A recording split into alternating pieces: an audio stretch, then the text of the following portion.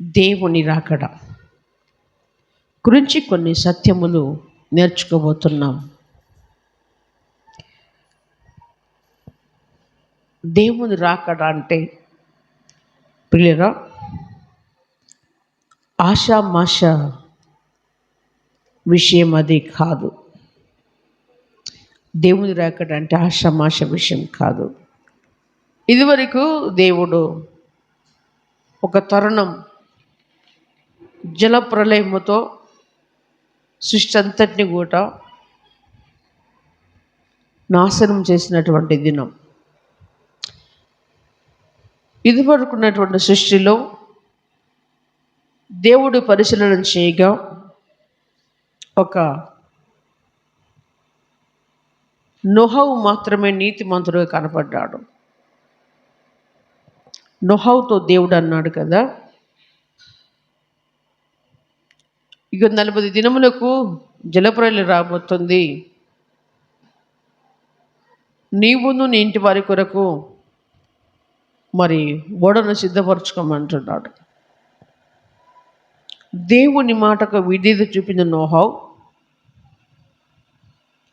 ఓడ కట్టుకున్నాడు. ప్రజలందరి దృష్టిలో ప్రజలందరూ ఎంతోమంది అందులో పనిచేశారు ఆ ఓడ కట్టడానికి. అయ్యో ఇది ఏంది, ఇదంతా ఎందుకు చేస్తున్నావు, ఇదంతా పని ఏంటిది, దీనివల్ల ప్రయోజనం ఏంటిది, మరి ఇది నీ పిచ్చి చేష్టలేంది, దేవుని ఈ లోకాన్ని ఆగం చేయటం ఏంది అనే విషయంలో కొంచెం ప్రజలు అనుకుంటున్నప్పటికీ నోహవు మాత్రము దేవుని మాటకు విధేయుడై దేవుడు చెప్పిన ప్రతి మాట తూచ తప్పకుండా చేశాడు. 40 దినములు ఓడ సిద్ధమైన తర్వాతకి 40 దినములు ప్రచండ వర్షం, ఆకాశ తుమ్ములు తెరవబడ్డాయి, విస్తారమైనటువంటి వర్షం భూమి మీద కురియబడ్డది. ప్రతి ప్రాణి ఆ జల ప్రళయంలో కొట్టుకుపోయినటువంటి తరుణం. పిల్లరా, ఇప్పుడు మాత్రము దేవుడు జలప్రలయం వల్ల రాదు, కానీ దేవుని రాకడ మాత్రం వస్తుంది. ఆ రాకడలో ఏమి జరుగుతుంది, ఎవరెవరు ఎలా ఉంటారు అన్నటువంటి విషయములో మనం తెలుసుకుందాం. యోబు గ్రంథంలో చూసినట్లయితే 36వ అధ్యాయము 33వ వచనములో దేవుని వాక్యము ఇదిగా సెలవిస్తుంది. ఆయన గర్జనము ఆయనను ప్రసిద్ధి చేయును, తాను వచ్చుచున్నాడని ఆయన పశువులకు తెలుపును. దేవునికి స్తోత్రం. ఆయన గర్జనము పులి గాండ్రింపగా భయపడని వాడు ఎవడు? పులి గాండ్రింపుకోనన్నా భయపడతారా? భయపడతాడు. అంత భయంకరంగా ఉంటుంది. అది గాండ్రిస్తే మినిమం 6-7 కిలోమీటర్లు పోతుంది. ఎన్ని కిలోమీటర్లు అండి? 6-7 కిలోమీటర్లు వినబడుతుంది ఇంచుమించు. అందుకంటే దాని గాండ్రింపు అలా ఉంటుంది. అది ఎక్కడ ఉండి అరిచిన జంతువుల శబ్దం చెవులలో శబ్దం చేసినప్పుడు ఒకటి ఎగిరి పడుతుంది, మునికి పడుతుంది. నాకెట్లా తెలుసయ్యా అంటే, నేను 10th ఫెయిల్ అయిన కొత్తలో గొడ్లు కాసేవాడిని.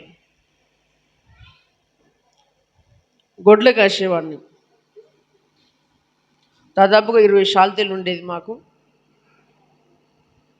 మా చెలుక ఆ గుట్ట దగ్గర ఉండేది. అప్పుడు మహబూబాబాద్లో ఒక సర్కస్ పెట్టారు, పెద్ద సర్కస్. అందులో సింహాలు వచ్చినాయి, పులులు వచ్చినాయి. గుడ్డెలుగులు వచ్చాయి, ఏనుగులు వచ్చాయి, వివిధ జంతువులు వచ్చాయి. ఎక్కడంటే గన్షామ్ మిల్ ఏరియాలో. ఆ గ్రౌండ్ అంతా ఖాళీ కొద్ది నేను చదువుకున్న కొత్తలో. అక్కడ గాండ్రు పెడితే నీది ఇదే డొంకలు పడిపోయేది. ఆ మోరు దాటిన తర్వాతకి ఇంచుమించు నా 20 శాతాల గొడ్లు ఉన్నాయి, ఎగిరి దునికినాయి. దేన్ని బట్టి? దాని గాండ్రింపుని బట్టి ఎగిరి వాస్తవం, ఇందులో అబద్ధం ఏమీ లేదు. అందుకు నేను చెప్తున్నాను, నేను అప్పుడు తప్ప ఇంకెప్పుడు వినలేదు దాన్ని గాండ్రింపు. ప్రియమైన వాళ్ళరా, దేవుని రాకడ ఎలా ఉంటుందంటే, ఆయన గర్జనము ఎలా ఉంటుందంటే భీకరముగా ఉంటుంది. ఆయన వచ్చుచున్నాడని ఎవరికి తెలుస్తుంది? ఫస్ట్ పశువులకు తెలియపరుస్తున్నాడు. దేవునికి స్తోత్రం. క్రీస్తునందు ప్రియమైన వాళ్ళరా, అంతేకాదు 2వ పేతురు పత్రిక 3వ అధ్యాయము, 2వ పేతురు పత్రిక 3వ అధ్యాయములో 10-12 వచనం చూసినట్లయితే దేవుని వాక్యం సెలవిస్తుంది. అయితే ప్రభు దినము దొంగ వచ్చినట్లు వచ్చును. అయితే ప్రభు దినము ఈరోజు వస్తుందని ఎవరికి తెలియదు, రేపు వస్తుందని కానీ ఎవరికి తెలియదు, ఇప్పుడే వస్తుందని కూడా తెలియదు. అయితే ప్రభు దినము దొంగ వచ్చినట్లు వచ్చును. ఆ దినమున ఆకాశములు మహాధ్వనితో గతించిపోవును. పంచభూతములు మిక్కటమైన వేంద్రములతో లయమైపోవును. భూమియు దాని మీదనున్న కృత్యములన్నీ కాలిపోవును. ఏ రోజండి? ఏ రోజు?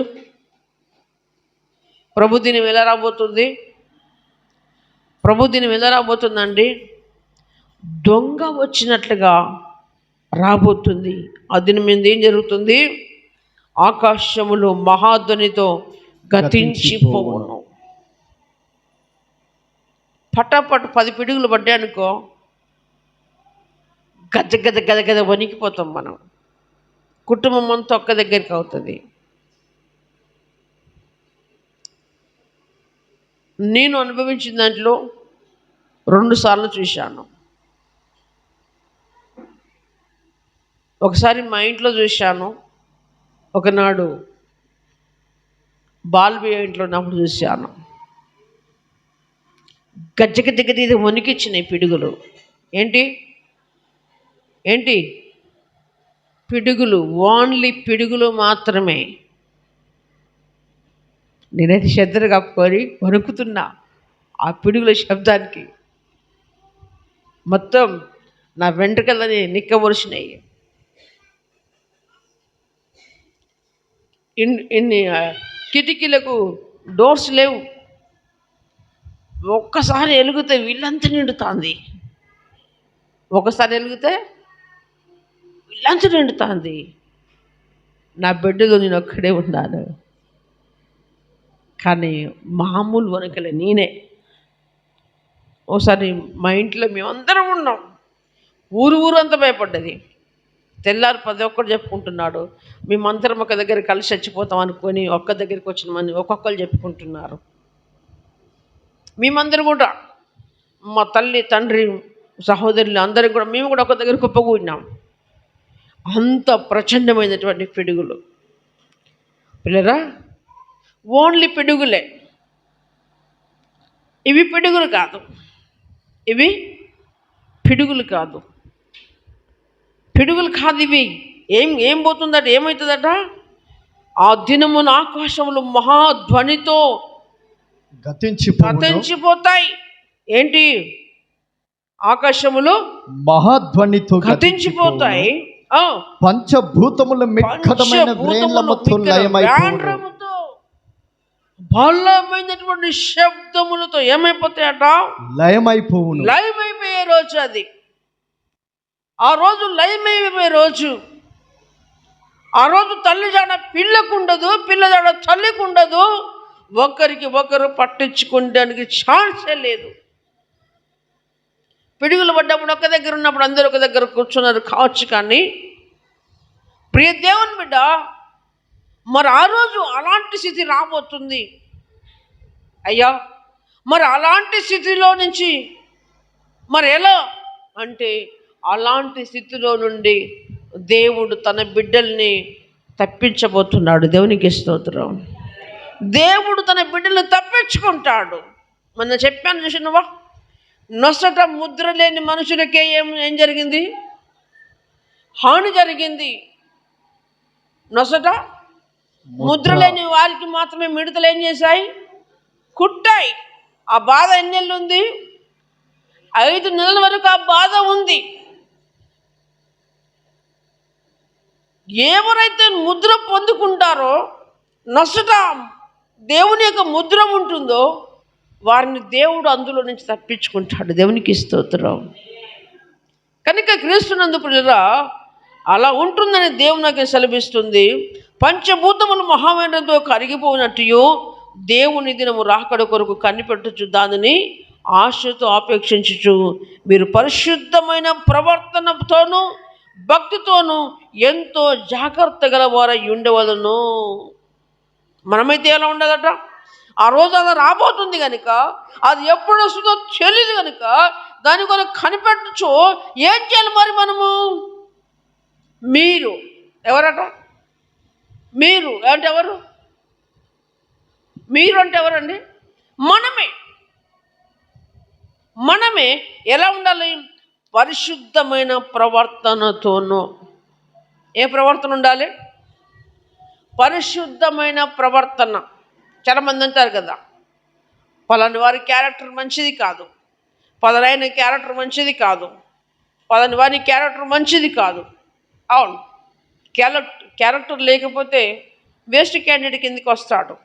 అవును, దేవుడు చెప్తున్న మాట అదే. పరిశుద్ధమైన ప్రవర్తన, అంత మంచి క్యారెక్టర్ అంటే దేవుని యందు భయభక్తులు కలుగు. సమాజంలో క్యారెక్టర్ ఉన్నో, దేవుని యందు మంచి ప్రవర్తన అంటే మంచి క్యారెక్టర్ కలిగినటువంటి వారముగా ఉండాలి అని దేవుని వాక్యం సెలవిస్తుంది. అంతేకాదు, ఇంకేమంటున్నాడు?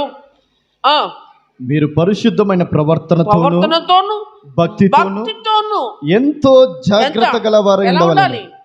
భక్తితోను ఎంతో జాగ్రత్త కలిగి ఉండాలి. ఈరోజు ప్రియులరా, క్రైస్తవుడు సిద్ధపాటులోకి రాలేకపోతున్నాడు. ఇంకా భక్తి చేస్తున్నాం, పాటలు పాడుతున్నాం, అన్ని చేస్తున్నాం, దేవుని వాక్యం వింటున్నాం, కానీ మనలో సిద్ధపాటు లేకుండా ఉంది.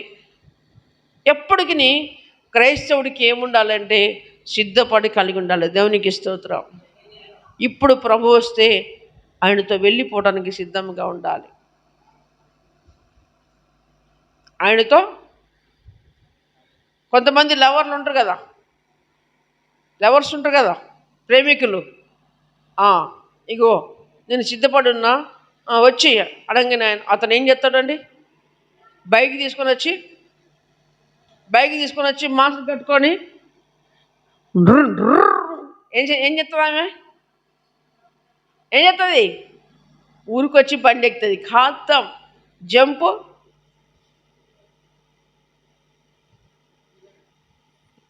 జంపింగా ఎందుకు? ఆల్రెడీ సిద్ధపడి ఉన్నది. ఎవరు?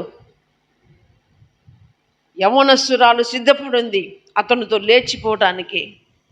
అవును, పవిత్రమైన కన్యకగా మనము కూడా మన ప్రియుని కొరకు సిద్ధపడి ఉండాలి. దేవునికి స్తోత్రం. మనము కూడా ఏమై ఉండాలి? సిద్ధపడి ఉండాలి.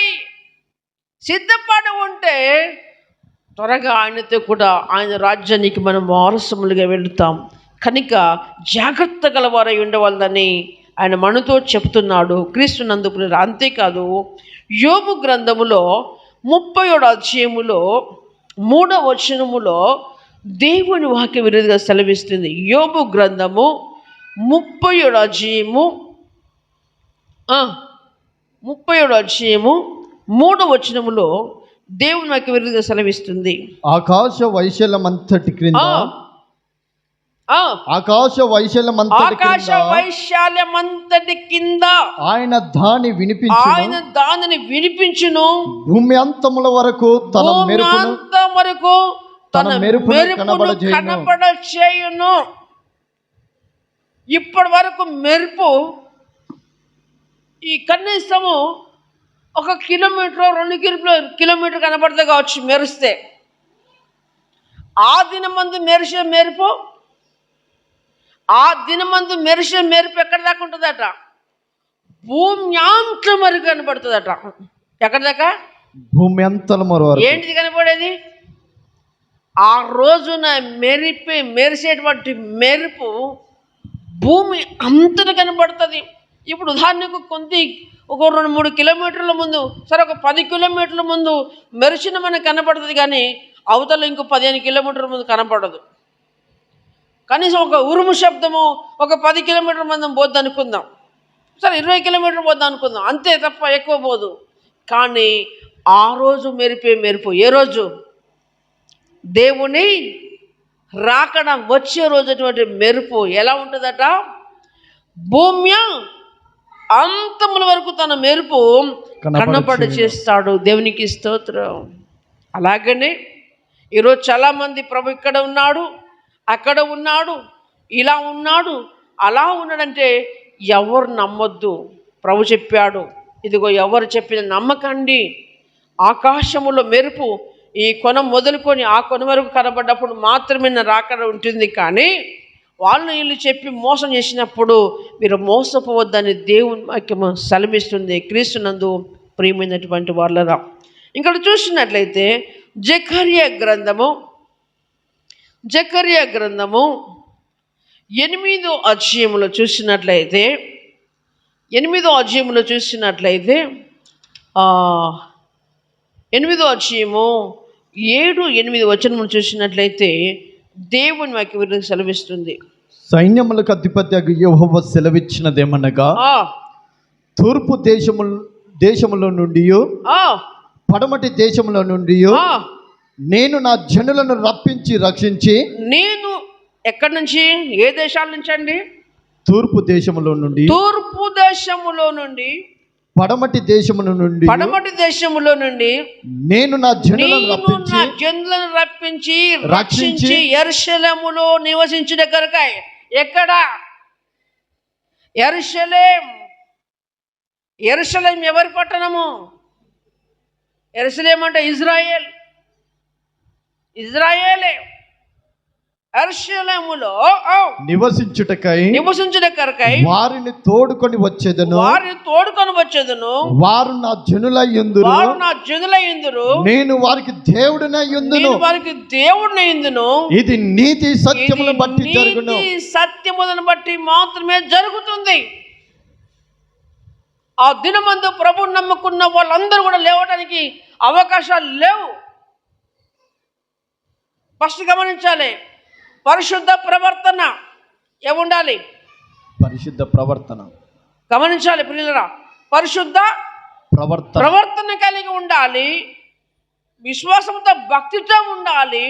రెండవదిగా ఎలా ఉండాలంటే మనమాట నీతి సత్యము కూడా క్రైస్తవ బిడ్డలకు అవసరము. దేవునికి స్తోత్రం. పరిశుద్ధ ప్రవర్తన, విశ్వాస, భక్తి, నీతి సత్యములు కలిగి క్రైస్తవుడు నడుచుకోవాలి. దేవునికి స్తోత్రం. ఏదో ప్రభువుని నమ్ముకున్నామంటే ప్రభు మన తాత సంపాదించిన ఆస్తి ఏం కాదు. ప్రభు మన తాత సంపాదించిన ఆస్తి కాదు. ఆయన కృప చేత మనల్ని ఆయన పిలుచుకున్నాడు. చీకట్లో ఉన్న మనకి వెలుగును చూసే భాగ్యమును దేవుడు మనకి ఇచ్చాడు. మన తాత సంపాదించిన ఆస్తి అయితే మనవాడుగా కోర్టుకెళ్ళి నా ఆస్తి నాకు కావాలనేటువంటి విషయంలో తీర్మానం తెచ్చుకోవచ్చు. కానీ దేవుని ఎదుట ఎవరి ఆటలు సాగవు. ఆఫ్టర్ సేవకుని ఆటలు సాగవు, విశ్వాసాల ఆటలు కూడా సాగవు. ఎవరైతే భక్తితోని, మాన్యముతోని, పరిశుద్ధ ప్రవర్తతోని, నీతి సత్యములతోని, విశ్వాస భక్తితోని ఎవరైతే నడుచుకుంటారో అది సేవకుడైనా, అది విశ్వాసుడైనా, మరి ఎవరైనా కానీ ఆయన ఇష్టము నెరవేర్చిన వారికి మాత్రమే పరలోక రాజ్యములో చోటు సంపాదించుకుంటాడు. ఆయన ఇష్టం చెప్పి నడుచుకున్న వారు మాత్రమే ఈ శ్రమల్లో నుంచి బయటికి లాగేసుకుంటాడు. దేవునికి స్తోత్రం. అంతేకాదు చూడండి, యెషయా గ్రంథములో చూస్తే దేవుని వాక్యం విరిదిగా సెలవిస్తుంది. యెషయా గ్రంథము 5వ అధ్యాయములో చూస్తే దేవుని వాక్యం విరిదిగా సెలవిస్తుంది. యెషయా గ్రంథం 5వ అధ్యాయములో చూస్తే దేవుని వాక్యం విరిదిగా సెలవిస్తుంది. ఎన్నో వచనం? 26లో 27వ వచనంలో చూస్తే దేవుని వాక్యం విరిదిగా సెలవిస్తుంది. 26, 27లో ఆయన దూరముగనున్న జనములను పిలుచుటకు ధ్వజం ఒకసారి నెత్తెను. గమనించండి. ఆయన దూరముగనున్న ఒక్క నిమిషం. ఈలో కొట్టేవారు ఎవరు ఉన్నారా? ఈలో కొట్టేవారు ఎవరు ఉన్నారా? ఒకసారి కొట్టు. చాలు. హల్లెలూయా. ఇప్పుడు చదువు. ఆయన దూరముగనున్న జనములను పిలుచుటకు ధ్వజం నెత్తెను. ఆయన దూరమున ఉన్న జనులను పిలుచుటకు ధ్వజమెత్తును. భూమి అంతము నుండి వారిని రప్పించుటకు ఈలగొట్టును. ఈలగొట్టు. మళ్ళీ ఒకసారి ఏం చేస్తాడట దేవుడు? ఏం చేస్తాడట? భూమి అంతములో ఉన్నటువంటి జనులందరినీ దేవుడు ఈలగొట్టి పిలుస్తాడు. చప్పట్లు కొట్టి దేవుని నామమును మెప్పరుద్దాం. ఏం కొట్టి? వీలగొట్టి. నామాట ఇదే అయ్యగారు ఇదే ఈలగొట్టితేనని కాదు. చూడండి, వచనం చూడండి, లేఖనము చూడండి. ప్రభు చెప్తున్నటువంటి మాట, ఆ రోజు భూమ్యాంతముల నుండి మెరుపు ఎక్కడ దాకా కనపడుతుందట? మెరుపు ఎక్కడ దాకా కనపడుతున్నాడు? భూమి అంతముల వరకు ఎక్కడ ఉంటుందట మెరుపు? భూమి అంతముల వరకు కనపడుతుందని చెప్పాడు. ఇప్పుడు ఏం చేస్తున్నాడు ఆయన? ఈలగొట్టి భూమి అంతములను వారిని రప్పించడానికి ఈలకొట్టును. వీళ్ళ ఎప్పుడైతే వినపడుతుందో అదిగో వారు త్వరపడి వేగముగా వచ్చుచున్నారు. వారిలో అలసిన వాడైందును లేడు. వారిలో ఎవడు నిద్రపోడు, కునికడు. వారి నడుకట్లు విడిపోదు. వారి పాదరక్షకులు తెగిపోవు.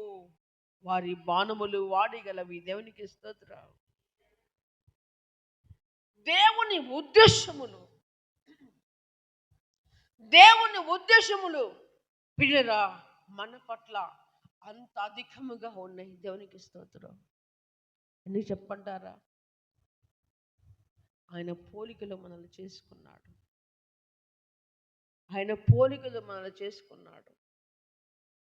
మన కొరకైన భూమి మీదకి మానవుడుగా వచ్చాడు. మన కొరకైన ప్రాణం పెంచాడు. మన కొరకైన తిరిగి లేచాడు. మన కొరకై ఒక దినమున రాబోతున్నాడు. ప్రియ సహోదరి సహోదరుడా, ఆయన దూరంగా ఉన్న జనులను పిలుచుటకు ధ్వజమెత్తును. భూమ్యాంతముల నుండి వారు రప్పించుటకు ఈలగొట్టును. అదిగో వారు త్వరపడి వేగముగా వచ్చుచున్నారు. దేవునికి స్తోత్రం. ఆ రోజు ప్రియురా, ఆ రోజు తల్లి జాడ పిల్లకుండదు, పిల్ల జాడ తల్లికుండదు. ఆ రోజు మన ధనం మన రక్షించేదు, మన డబ్బు మనల్ని విడిపించేదో. ఏం విడిపిస్తుంది అంటే నీతి, సత్యం, పరిశుద్ధమైన ప్రవర్తన, విశ్వాస, భక్తి మాత్రమే. లేదా ఒకటి చెప్తున్నాను, దండం పెట్టి చెప్తున్నాను, ఈ లోకములో ఏమి సంపాదించుకున్నారో వాటితో కలిగి తృప్తి పొందండి. కానీ ప్రభు నుంచి గెంటి వేయబడేటువంటి బ్రతుకు మనం బతకకూడదు. ప్రభు నుండి గెంటి వేసే బతుకు మనం బతకకూడదు. ఒకడు లోకమంతా సంపాదించుకొని తన ప్రాణాన్ని పోగొట్టుకుంటే వాడికి ఏమి ప్రయోజనమని దేవుని వాక్యం సెలవిస్తుంది.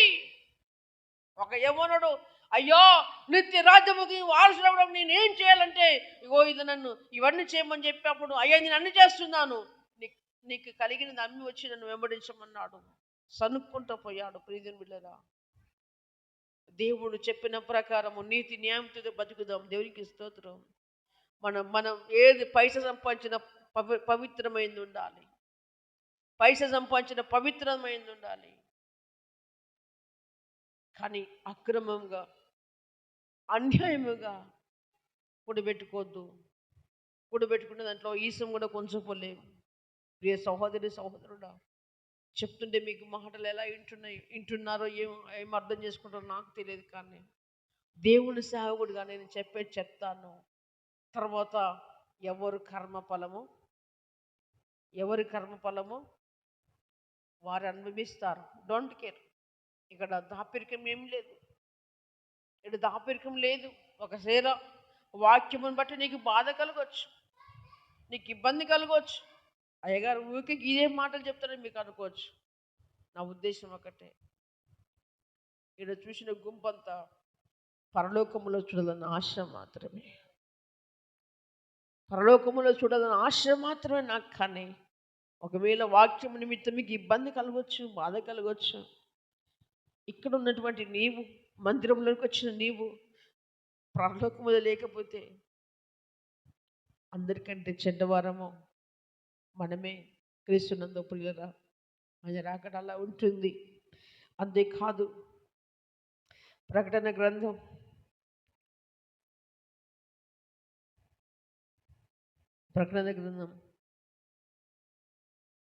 6వ అధ్యాయం 14 నుండి 17 వచనం చూస్తే, ప్రకటన గ్రంథము 14లో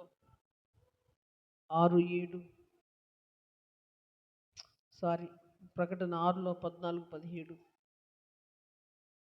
మరియు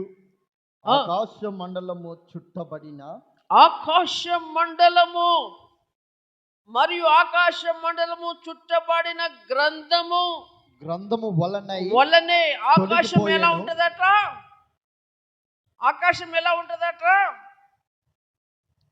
గ్రంథము వలనే తొలగిపోయిను. ఇప్పుడు ఒకసారి మనకు ఒక క్యాలెండర్ చూపెట్టావు బాబు, అల్లున్న క్యాలెండర్ చూపెట్టవా ప్లీజ్, త్వరగా.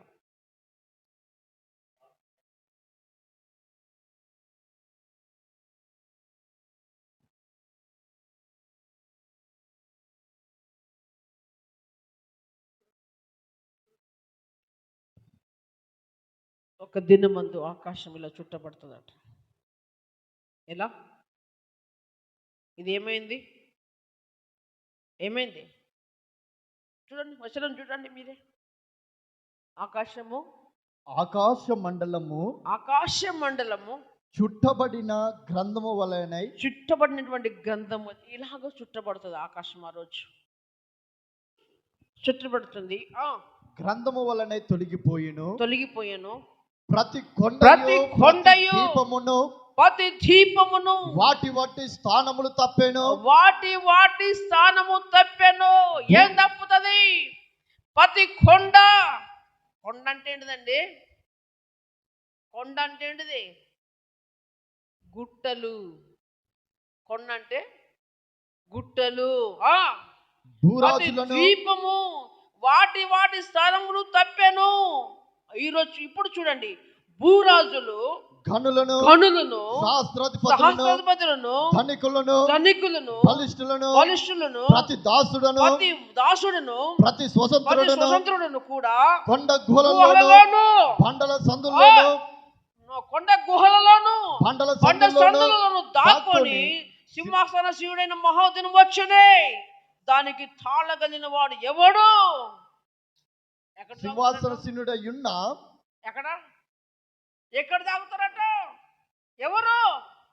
ధనికులు, భూరాజులు, ఘనులు, సహస్రాధిపతులు, ధనికులు, బలిష్ఠులు, ప్రతి దాసుడును, ప్రతి స్వతంత్రుడు కొండల గుహలలోను, బండల సందులను దాక్కుంటానికి ఉరుకుతారట. ఆ రోజు ఎక్కడ ఉరుకుతారట? కట్టించిన మిద్దె పని చేయదు, కట్టించిన మేడ పని చేయదు. ఆ రోజు భయము. ఏ సందుల గురికి దాచుకుందామా అంటారు, ఏ సందులకు దాచుకుందామంటాడు. ఆకాశము చుట్టబడుతుంది, కొండలు లయమైపోతాయి. ఇంకా నువ్వు ఏ సందులో పోయి దాచుకుంటావు? ప్రియ సహోదరి సహోదరుడా, ఎక్కడటండి భూరాజులు సైతం మొదలు పెట్టుకొని దరిద్రులందరూ కూడా ఏమైపోతారట, దాచుకొని పోతారు. ఏమొచ్చింది? గొర్రె పిల్ల యొక్క ఉగ్రత మహాదినం వచ్చాను, దానికి తాలిన వాడేవాడు. మీరు మా మీద పడి ఆయన సన్నిధిని గొర్రె పిల్ల ఉగ్రతను మమ్మల్ని మరుగు చేయడని పర్వతములతోనూ బండలతోనూ చెప్పుచున్నారు. మమ్మల్ని కాపాడండి. ఎవరితో చెప్తున్నారు? ఎవరితోటి? బండలతో చెప్తున్నారు. ఇంకేం చెప్తున్నారు? పర్వతములతో చెప్తున్నారు. మమ్మల్ని కాపాడండి, మీలో కొంచెం చోటు ఇవ్వండి. అవే కరిగిపోతున్నాయి, అవే స్థానం తప్పిపోతున్నాయి. ఎక్కడ రక్షిస్తాయి నిన్ను? ఎక్కడ రక్షిస్తాయి? ఆకాశం చుట్టబడుతుంది ప్రియ దేవుని బిడ్డ. ఇవన్నీ మాటలు పుట్టము వేయబడినటువంటి మాటలు. దేవునికి స్తోత్రం. పుట్టము వేయబడినటువంటి మాటలు. వాక్యం విన్నప్పుడు మనల్ని మనం దిద్దుకోవాలి తప్ప, వాక్యం విన్నప్పుడు మనల్ని మనం సరి చేసుకోవాలి తప్ప, వాక్యం విన్నప్పుడు అది దేవుని మాటగా స్వీకరించాలి. దేవుడు వాక్యమై ఉన్నాడు. దేవుని మాటగా స్వీకరించి మన బ్రతుకులు ఆయన ఎదుట పవిత్రులుగాను, నిష్కలంకులుగాను, నిందారహితులుగాను, ఆయన ఎదుట దోషము లేని వారుగాను మనమందరము కనబరుచుకోవాలి. దేవునికి స్తోత్రం. ఇందులో భార్య చేసింది భర్తకు రాదు, భర్త చేసింది భార్యకు రాదు, పిల్లలు చేసింది తల్లిదండ్రులకు రాదు, తల్లిదండ్రులు చేసింది పిల్లలకు రాదు, ఎవరికి రాదు. ఎవరికి వారే క్రీస్తునందు ప్రియమైన వారులరా. చూడండి, యెషయా గ్రంథంలో చూస్తే, యెషయా గ్రంథము 2వ అధ్యాయములో చూస్తే దేవుని వాక్యం విరుద్ధంగా సెలవిస్తుంది. యెషయా గ్రంథము 2వ అధ్యాయములో దేవుని వాక్యం విరుద్ధంగా సెలవిస్తుంది. 19లో 21లో చూస్తే దేవుని వాక్యం సెలవిస్తుంది. యెహోవా భూమిని గదగద వణికించ లేచినప్పుడు ఆయన భీకర సన్నిధి నుండి, ఆయన ప్రభావ మహాత్యముల నుండి మనుషులు కొండలలో దూరుచు ఆ దినమున యెహోవా భూమిని గదగద వణికించ లేచినప్పుడు ఆయన భీకర సన్నిధి నుండి, ఆయన ప్రభావ మహాత్యము నుండి కొండలలోను గుహలలోను బండ బీడుల్లోనూ దూరవలనని ఆశతో నరులు తాము పూజించుటకై చేయించుకొనిన వెండి విగ్రహములను, సువర్ణ విగ్రహములను, ఎలుకలను, గబ్బినములు పారవేస్తారు. ప్రియ దేవుని బిడ్డ,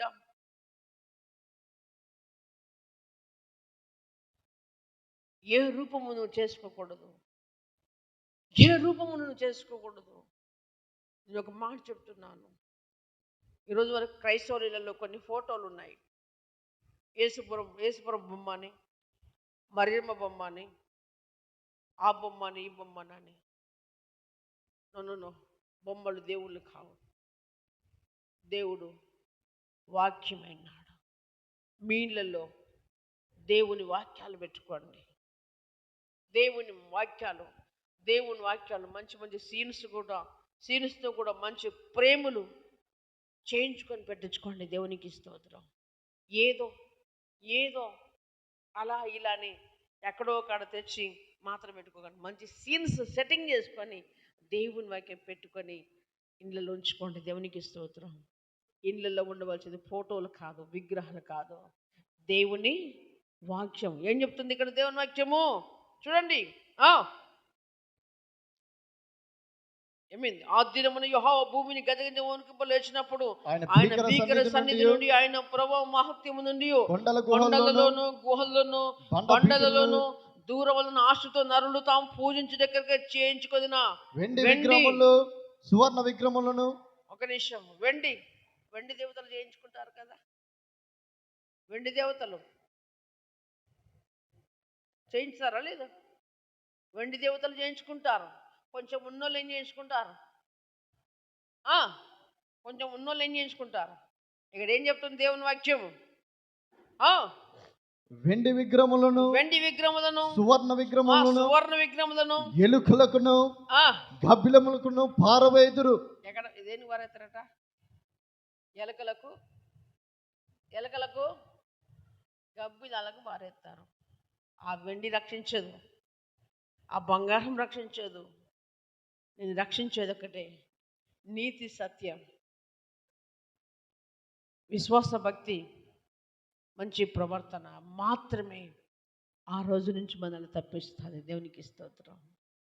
క్రీస్తునందు ప్రియమైనటువంటి వాళ్ళరా, అలాంటి దినం ఒకటే రాబోతుంది, రాబోతుంది, రాబోతుంది. 100%, 100% షూర్, కన్ఫామ్. నువ్వెవరైనా సరే, నువ్వెంత ధనికుడువా, ఐశ్వర్యవంతుడువా, కోటీశ్వరుడా, కోట్లకు పడగలెత్తుతున్నావా, లేకపోతే పూరి గుడిసెలో ఉండి ఉన్నదే తింటున్నావా, ఏదేమైనప్పటికీ దేవుని మీద ఆధారపడుతూ దేవుని వైపు జీవిస్తూ దేవుని రాజ్యాన్ని కడదాము. దేవునికి స్తోత్రం. ప్రభు మనకు ఒకటి చెప్పాడు, మీకు కలిగిన వాటితో తృప్తి పొందమన్నాడు. లాజరు అండి ధనవంతుని పళ్ళ కింద పడే రొట్టె ముక్కలు తిని బతికాడు, చచ్చిపోయాడు. లాజరు దేవదూతలు చేతుకొని పోయాయి. దేవునికి స్తోత్రం. ఎవరొచ్చారండి? తన ఆత్మను ఎత్తుకుపోవడానికి ఎవరొచ్చారు? దేవదూతలు ఎత్తుకొని పోయాయి. దేవునికి స్తోత్రం. ఎక్కడ పెట్టాయి మరి? అబ్రహాము రొమ్మున ఆనుకున్నాడు. కొన్ని దినముల వరకు అన్న పానములతోనూ సుఖభోగములతోనూ ఎంజాయ్ చేసిన ధనవంతుడు చచ్చిపోయాడు, పాతి పెట్టబడ్డాడు. అక్కడికి వెళ్ళింది యాతన. లాజరును చూశాడు, హ్యాపీగా సేవ్గా మంచిగా కాలు మీద కాలు వేసుకొని అబ్రహాము రొమ్ము మీద పడ్డాడు. ఎవరికండి? ధనవంతునికి కనపడ్డాడు. ధనవంతుడు ఇక్కడ టేబుల్ దగ్గర కూర్చొని, కొంతమంది ఇలా కూర్చున్నారు కదా, కొంతమంది చూడండి భోజనం చేస్తున్నప్పుడు కొంతమంది కాలు మీద కాలు వేసుకొని తింటుంటారు లేదా. హ్యాపీగా ఉన్నాడు ధనవంతుడు ఇక్కడ, కానీ అక్కడికి యాతన పడ్డాడు. లాజరు ఇక్కడ దరిద్రత అనుభవించాడు, కానీ పరలోకములో నిత్య రాజ్యంలో ఉన్నాడు. దేవునికి స్తోత్రం. అంతేకాదు క్రీస్తునందు ప్రియమైనటువంటి వాళ్ళరా, ఎక్కడికి వచ్చాం? ఎక్కడికి వచ్చాం? జకర్యా గ్రంథం 10వ అధ్యాయములో 8వ వచనం చూస్తే దేవుని వాక్యం మీదుగా సెలవిస్తుంది. జకర్యా గ్రంథము 10వ అధ్యాయము 8వ వచనంలో చూస్తే దేవుని వాక్యం సెలవిస్తుంది, నేను వారిని విమోచించి ఉన్నాను గనక వారిని ఈల వేసి పిలిచి సమకూర్చేదను. నేను ఏం తినటం వల్ల ఏం కొడతారట? ఏంటిది? కొట్టు మళ్ళీ ఒకసారి. హల్లెలూయా. ఏం చెప్తున్నాడు దేవుడు? చూడండి ఇక్కడ ఏం చెప్తున్నాడు ఆయన 8లో, నేను వారిని విమోచించి ఉన్నాను కనుక వారిని వీల వేసి సమకూర్చేదను. వీల వేసి పిలిచి సమకూర్చేదను. మునుపు విస్తరించినట్లుగా వారు విస్తరించుదురు. దేవునికి స్తోత్రం. బైబిల్ గ్రంథము ధ్యానిస్తే అనేక సత్యములు మనము గ్రహించడానికి వీలు పడుతుంది. దేవునికి స్తోత్రం. అదే కాదు, ఎజెకియేలు గ్రంథము 37వ అధ్యాయము 7వ వచనంలో చూస్తే దేవుని వాక్యం మీద సెలవిస్తుంది, ఆయన నాకిచ్చిన ఆజ్ఞ ప్రకారము. ఒక్క నిమిషం. 37 ఆయన నాకిచ్చిన ఆజ్ఞ ప్రకారము నేను ప్రవచించుచుండగా గడగడమని ధ్వని ఒకటి పుట్టెను. అప్పుడు ఏం పుట్టింది? గడగడ మను ధ్వని ఒకటి పుట్టెను. అప్పుడు ఎముకలు ఒకదానితో ఒకటి కలిసిపోయాను. అప్పుడు ఎముకలు ఒక్కదానితో ఒకటి కలిసిపోతున్నాయి. దేవునికి స్తోత్రం. ఎప్పుడైతే ధ్వని వినపడ్డదో, గడగడ వినపడ్డదో, అందుకే నేను చచ్చిపోయినప్పుడు చెప్తా ఉంటారు, సమాధిలో ఉన్న అనేకులు మేలుకొందరని చెప్తాంగా దేవుని వాక్యం. ఈ గడగడ ధ్వని ఎప్పుడు పుడుతుందో ఎముకలన్నీ జాయింట్లు అయిపోతూ ఉంటాయి, ఆటోమేటిక్గా నరాలు వస్తూ ఉంటాయి, ఆటోమేటిక్గా మాంసం వస్తుంది, సమాధి ఓపెన్ అయిపోతుంది. దేవునికి స్తోత్రం. సమాధి ఓపెన్ అవుతుంది. ఎప్పుడు ఆయన శబ్దం వింటుందో, పరిశుద్ధులుగా జీవించి ఈ లోక యాత్రను ముగించుకొని పోయినటువంటి భక్తుల సమాధులన్నీ ఆ రోజు తెరవబడతాయి, ఓపెన్ చేయబడతాయి. ఆకాశములోకి వెళ్ళిపోతారు. దేవునికి స్తోత్రం. లేదా ఆ తర్వాత సజీవులుగా నిలిచిండు. మనం ఆ రోజు ఆదివారం అనుకో, ఆదివారమే అనుకో, అప్పుడే వచ్చిందనుకో, శవాలని సమాధిలో ఉన్న పరిశుద్ధుల శవాలు లేచిపోతాయి, జీవంతో వెళ్ళిపోతాయి. అయితే మనం అప్పటి వరకు సజీవ లెక్కలో ఉన్నాం అనుకో, మన గుంపుల నుండి పరిశుద్ధులు ఈ రేకులు ఓపెన్ అయిపోతాయి, ఈ రేకులలో చెల్లిపోతారు. దేవునికి స్తోత్రం. హల్లెలూయా. అడ్డు ఏది ఉండదు. ఆ తర్వాత నీ పక్కన కూర్చున్నోళ్ళు, అరే కిదర్గాయ రే, ఏ కిదర్గాయ బాయ్. హల్లెలూయా. ఇంక చెప్పాలంటే లేదా దేవుని వాక్యం ఉంటుంది, ఇద్దరు ఇసురుతా అంటే ఒకరు జంపాట. ఎవరు ఇద్దరు ఇసురుతారు కదా పిండి పడతప్పుడు, అందులో ఒకరు విడవబడతారు, ఒకరు పరిశుద్ధులుంటేనే. ఆ పరిశుద్ధులుంటే కాదు, మంచంలో ఇద్దరు వండుకుంటారు, ఒకరు ఈయన ఉంటారు. చూస్తే అరే కిదిరిగాయ బాయ్. ప్రజరా ఆ రోజు చాలా భయంకరమైనటువంటి రోజు. దేవునికి స్తోత్రం. భయంకరమైన రోజు. ఏమంటుంది, గడగడని ధ్వని పుట్టగానే ఎముకలను ఏం చేస్తున్నాయట, ఒకదానితో ఒకటి కలిసి కొందను. దేవునికి స్తోత్రం. ఈ అధ్యాయం చదవండి మీరు. అదేంటిది, యెహెజ్కేలు గ్రంథం 37 అధ్యాయం చదవండి ఇంటికి పోయినాక. అందులో మొత్తం స్టోరీ ఉంటుంది. యెహెజ్కేలు గ్రంథం 37 అధ్యాయంలో మొత్తం చదివితే మీకు అర్థమవుతుంది. ఒకటే వచనం తీసుకున్నాను అందులో నుంచి. అలాగనే కృష్ణుని ప్రియురా, మొదటి దశలోనిక 4వ అధ్యాయం 16-17 వచనం చూస్తే దేవుని వాక్యం సెలవిస్తుంది. మొదటి దశలోనిక 4వ అధ్యాయము 16-17 వచనం. ఆర్భాటముతోను, ఆ రోజు ఎలా ఉంటుందట, ఆర్భాటముతోను, ప్రధాన దూత శబ్దముతోను, ప్రధాన దూత బూర శబ్దముతోను, దేవుని బూరతోను పరలోకము నుండి ప్రభువు దిగి వచ్చును. ఎప్పుడు వింటున్నారా? వచనాలు కూడా చూస్తున్నారా? అయ్యగారు చెప్పేది నిజమేనా అబద్ధం అని కూడా గ్రహించాలి. అయ్యగారు చెప్పేది నిజమేనా అబద్ధం అనేది గ్రహించాలి, చూడాలి. చదువుకున్న వాళ్ళు ఏం చూడాలి, వచనాలు చూడాలి.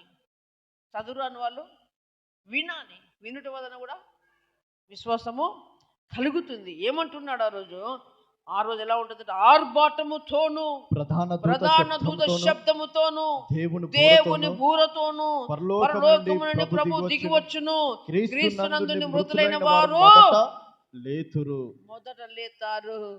ఆ మీదట సజీవులమై నిలిచిండు. మనము వారితో కూడా ఏకంగా ప్రభువుని ఎదుర్కొన్నకు ఆకాశ మండలం మేఘముల మీదకి కొనిపోబడదుము. కాగా మనం సదాకాలం ప్రభుతో కూడా ఉందుము. పరలోక రాజ్యం ఎంతమందికి కావాలండి? పరలోక రాజ్యం ఎంతమందికి కావాలి? పరలోక రాజ్యం ఎంతమందికి కావాలి? అయ్యో, పరలోక రాజ్యం ఎంతమందికి కావాలి? వద్దా?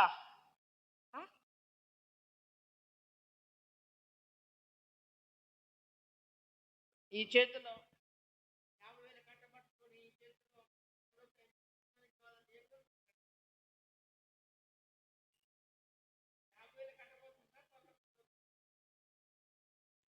ఈ ఎడమ చేతిలో 50,000 కట్ట ఉంది, కుడి చేతిలో పరలోకం ఉంది. ఏది కోరుకుంటారు? 50,000 కట్ట కోరుకుంటారా? కుడి చేతిలో ఉన్న పరలోకం కోరుకుంటారా? పరలోకము కోరుకుంటే దేవునికి స్తోత్రం. ప్రభు చెప్పినట్టుగా నడుచుకుందాం. దేవునికి స్తోత్రం. మన పాపాలు వదిలిపెడదాం. పాపం అనే ఆజ్ఞను అతిక్రమించడమే పాపము. దేవుడు చేయవద్దన్నది ప్రతిదీ చేస్తే పాపమే. దేవుడు చేయవద్దన్నది చేసుకుంటూ మనం గంట సేపు ప్రార్థన చేసిన, 2 గంటలు ప్రార్థన చేసిన, బూడిదలో పోసిన పన్నీర్ లాంటిది మాత్రమే. దేవుని మాటకు విధేయత చూపి, దేవుని మాట విని మోకరించి 4 మాటలు తండ్రి అని మొరపెట్టుగా, నా కుమారుడా నేను సమీపముగా ఉన్నానంటాడు. దేవునికి స్తోత్రం. మన ప్రార్థన పవిత్రమైనది ఉండాలి. పవిత్రమైనది ఉండాలంటే పిల్లరా, మన యొక్క జీవితము దేవునికి ఇష్టమైనదిగా ఉండాలి. దేవునికి స్తోత్రం. ధనము మనల్ని రక్షించదు, నీతి మాత్రమే మనల్ని రక్షిస్తుంది. క్రీస్తునందు ప్రియమైన వాళ్ళరా, ఏం చెప్తున్నాడు? ఆ మీద సజీవులము నిలిచి మనం ఆయనతో కూడా ఏకముగా ప్రభువుని ఎదుర్కొడుకు ఆకాశముల మీద పోదుము కాగా మనము సదాకాలం ప్రభుతో కూడా ఉందుమని దేవుని వాక్యము సెలవిస్తుంది. క్రీస్తునందు ప్రియరా, అంతేకాదు ఇంకొక మాట చూడండి.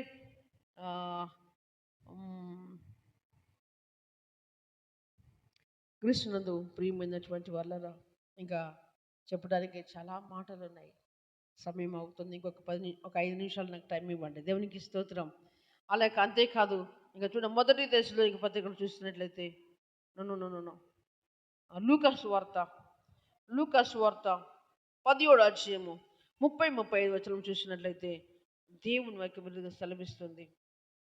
లూకాసు వార్త 17వ అధ్యాయం 30-35 వచనంలో, 2 స్త్రీలు ఒక తిరుగుల ఇసురుచుందురు. ఇప్పుడు చూడండి, హల్లెలూయా, నేను చెప్పిన మాట వచ్చింది. 2 స్త్రీలు ఒక తిరుగుల ఇసురుచుందురు. తిరుగులు కాదు, తిరగలి అంటే ఇసురుతుందురు. ఒకతే కొనిపోబడును, ఒకటి కొనిపోబడుతుంది, ఒకతే విడిచిపెట్టబడుతుంది. శిష్యులు ప్రభువా ఇది ఎక్కడ జరుగునని ఆయన అడిగినందుకు ఆయన పీనుగు ఎక్కడ ఉన్నదో అక్కడ గద్దలను పోగవునని వారితో చెప్పాను. 17లో 30-35 వచ్చిన 30 చదివినవా? 35 చదివినవా? చదవాల. ఆ ప్రకారము మనుష్య కుమారుడు ప్రత్యక్షమగు దినమున ఆ దినమున మిద్ద మీద ఉన్నాడు. ఇంట్లో ఉన్న సామాగ్రి చదువుకోవడానికి కిందికి పోకూడదు, దిగకూడదు. మిద్ద మించి డామించి కిందికి దిగొద్దు. అలాగనే పొలములో ఉన్నవాడు ఇంటికి ఉరికి రాకూడదు. లోతు భార్యను జ్ఞాపకం చేసుకోండి. తన ప్రాణం రక్షించుకున్న వారు దాన్ని పోగొట్టుకుంటాడు. దాన్ని పోగొట్టుకున్నవాడు దాన్ని కాపాడుకుంటాడు. ఆ రాత్రి 2 ఒక మంచం మీద ఉందరు. వారిలో ఒకరు కొనిపోబడుదురు, ఒకరు విడిచిపెట్టబడుదురు. 2 స్త్రీలు ఒక తిరగని ఇసురుచుందురు, ఒకటి కొనిపోబడుతుంది. చాలు. దేవునికి స్తోత్రం. పొలములో ఉన్నాడు, ఇంటి గురికి రావద్దు. డాబి మీద పడుకున్నాడు, ఇసురుతాడు. పిల్లరా, ఇవన్నీ కూడా మీరు నమ్ముతున్నారో నమ్మట్లేదు నాకు తెలియదు, కానీ ఇది 100% సత్యం. దేవునికి స్తోత్రం. ఇది పిల్లరా, భూమి మీద ఏ గ్రంథము లేనటువంటి పేరు వచ్చింది? పరిశుద్ధ గ్రంథం. భూమి మీద ఏ గ్రంథమునకు ఈ పేరు లేదు. ఈ గ్రంథం పేరు పరిశుద్ధ గ్రంథం. ఈ గ్రంథములో ఉన్న ప్రతి మాట పుటమి వేయబడింది. దేవునికి స్తోత్రం. అయితే కృష్ణ మొదటి చూడండి, మొదటి కొరింథీ 10వ అధ్యాయము 51-52 వచనం చూస్తే దేవుని వాక్యం సెలవిస్తుంది. మొదటి కొరింథీ 51-52 వచనం చూస్తే,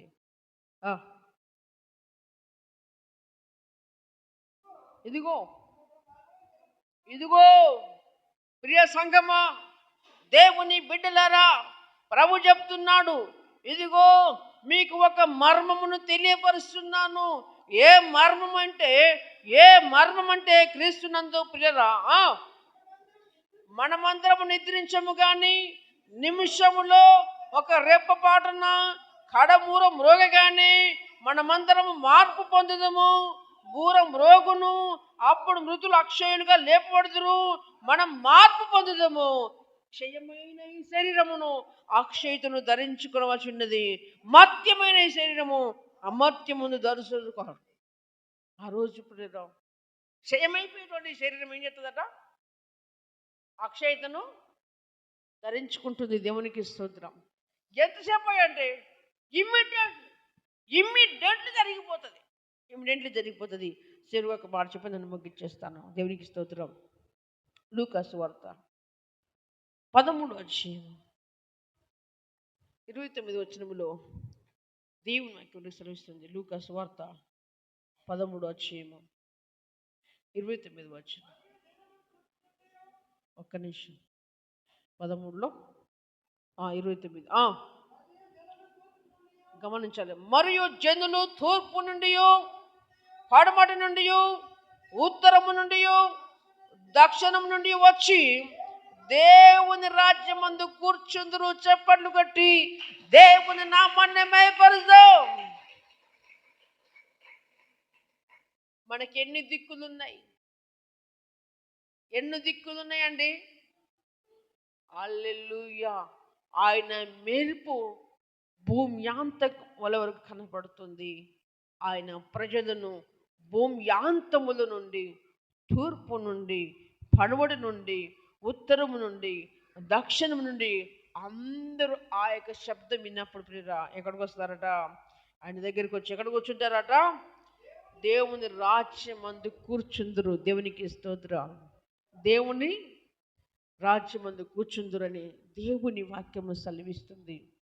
కనుక పిల్లరా, ఆయన రాకడ ఎప్పుడు వస్తుందో మనకు తెలియదు. కనుక నేడు అనే సమయం ఉండగానే ఈరోజే ఒక్కసారి మోకాళ్ళ మీదకి వచ్చి ఒక్క నిమిషం, దేవా నన్ను జ్ఞాపకం చేసుకో. నిన్ను నమ్మిన కాడ నుంచి సంథింగ్ ఏదో చేస్తూనే ఉన్నాను. నన్ను మన్నించి ప్రభా అని ఒక్క నిమిషం ప్లీజ్ మోకాళ్ళ మీదకి వచ్చి, ఆయన రాకడలో నువ్వు ఎత్తబడాలందా? ఆయన రాజ్యములో నీకు చోటు కావాలని ఉందా? మోకాళ్ళు వంగిన ప్రతి ఒక్కరూ ఒక్కసారి నిన్ను నువ్వు ప్రభుకు సమర్పించుకో.